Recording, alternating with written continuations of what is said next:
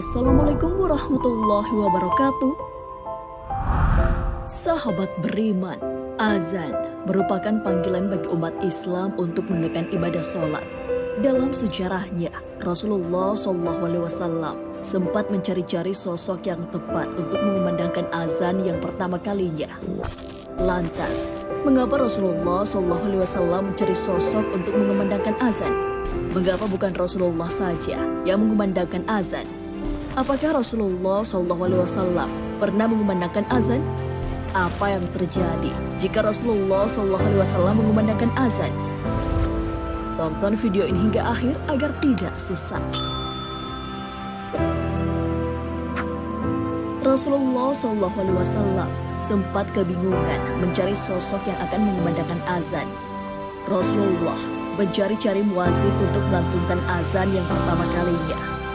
Rincian sejarah azan hingga sosok yang menjadi muazin pertama dijelaskan dalam sebuah hadis yang diriwayatkan oleh Imam Muslim. Suatu waktu, ketika kaum muslimin tiba di Madinah, mereka berkumpul sembari menunggu waktu sholat. Namun, tidak seorang pun di antara mereka yang bisa memberitahukan bahwa waktu sholat telah masuk. Sehingga pada suatu hari, mereka bermusyawarah untuk membahas persoalan tersebut. Sebagian sahabat mengusulkan agar menggunakan lonceng sebagaimana digunakan oleh orang-orang Nasrani. Sebagian yang lain dengan tanduk sebagaimana digunakan oleh orang-orang Yahudi dalam upacara keagamaan mereka. Namun sahabat Umar bin Khattab berkata, "Alangkah baiknya kalian menjadikan seseorang yang bertugas untuk memanggil orang-orang sholat." Kemudian Rasulullah SAW menyetujui usulan Umar dan berkata, "Wahai Bilal, berdirilah, serta panggillah manusia untuk mendirikan sholat."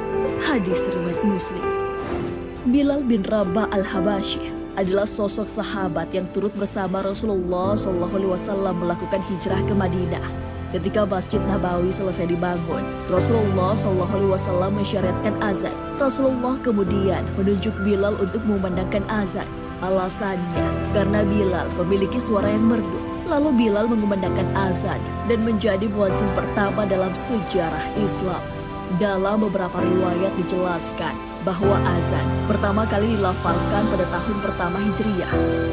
Sejak saat itu, azan berfungsi sebagai penanda masuknya waktu sholat bagi kaum muslimin. Biasanya, setelah mengumandangkan azan, Bilal berdiri di depan pintu rumah Rasulullah SAW seraya berseru, "Hayya ala salati, hayya ala salati." Lalu ketika Rasulullah SAW keluar dari rumah dan Bilal melihat Rasulullah, Bilal segera melantunkan iqamat. Kemudian ketika Rasulullah SAW menaklukkan kota Mekah, Rasulullah berjalan di depan pasukan muslim bersama Bilal. Saat masuk ke Ka'bah, Rasulullah hanya ditemani oleh 3 orang sahabat, yaitu Utsman bin Talha, Usamah bin Zaid, dan Bilal bin Rabah. Sholat zuhur pun tiba. Ribuan orang berkumpul di sekitar Rasulullah SAW, termasuk orang-orang kafir Quraisy yang baru masuk Islam saat itu. Pada saat-saat yang sangat bersejarah itu, Rasulullah SAW memanggil Bilal agar naik ke atap Ka'bah untuk memandangkan azan. Bilal melaksanakan perintah tersebut dengan senang hati, lalu mengumandangkan azan dengan suaranya yang bersih dan jelas. Azan ini adalah azan yang pertama dikumandangkan di Makkah. Bilal memang dikenal sebagai muazin pertama dalam Islam. Bilal bahkan tercatat sebagai muazin pertama yang mengumandangkan azan di 2 kota suci, yakni Madinah dan Mekah. Dari sini, mungkin ada yang bertanya-tanya, mengapa bukan Rasulullah SAW yang mengumandangkan azan? Rasulullah SAW ternyata tidak pernah melantunkan azan sebagai penanda masuknya waktu sholat. Keterangan bahwa Rasulullah SAW tidak pernah azan dijelaskan oleh para ulama fikih. Mereka menerangkan perihal keutamaan antara azan atau menjadi imam sholat. Imam An-Nawawi di dalam kitab Al-Majmu' menjelaskan Rasulullah SAW lebih utama menjadi imam sholat dibandingkan melantunkan azan. Maka kemudian Khulafaur Rasyidin juga mengutamakan menjadi imam dan mereka tidak mengumandangkan azan. Imam Al-Baihaqi dari Umar bin Al-Khattab yang mengatakan, "Seandainya saya berkesempatan untuk mengumandangkan azan saat menjadi khalifah, maka saya akan mengumandangkan azan." Mereka tidak mengumandangkan azan disebabkan mereka sibuk dengan urusan umat muslim dibuktikan dengan selain mereka, maka tidak ada waktu kosong untuk mengumandangkan azan. Adapun menjadi imam sholat berjamaah merupakan suatu keharusan bagi mereka.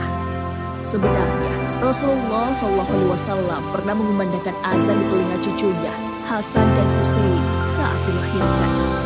Hal ini sebagaimana diceritakan oleh Ubaidillah bin Abi Rafi dari bapaknya. Ia berkata, saya melihat Rasulullah SAW mengazani telinganya Hasan bin Ali ketika dilahirkan oleh Fatimah, sama seperti azan untuk sholat. Hadis riwayat Muslim. Mungkin saja di antara kita ada yang tidak salah. Bagaimana jika seandainya Rasulullah SAW melakukan azan? Apa yang akan terjadi? Sudah dijelaskan bahwa Rasulullah SAW sama sekali tidak pernah melantunkan azan. Ulama fikih pun telah merumuskan hikmah-hikmah di balik Rasulullah SAW tidak mengumandangkan azan untuk sholat semasa hidupnya.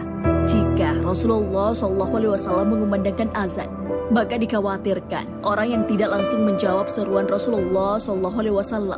Maksudnya orang-orang tidak segera bergegas ke masjid untuk melaksanakan ibadah sholat. Kekhawatiran itu bahwa dijelaskan dalam Al-Quran.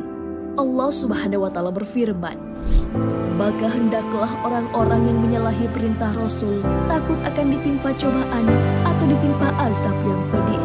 Quran Surah An-Nur ayat 63. Di dalam kitab Mawahibul Jalil mengatakan bahwa Rasulullah SAW tidak melantunkan azan saat masuknya waktu sholat, karena jika Rasulullah SAW mengatakan hayya 'alas sholat dan umat Islam tidak segera melaksanakan, maka mereka pun akan disiksa.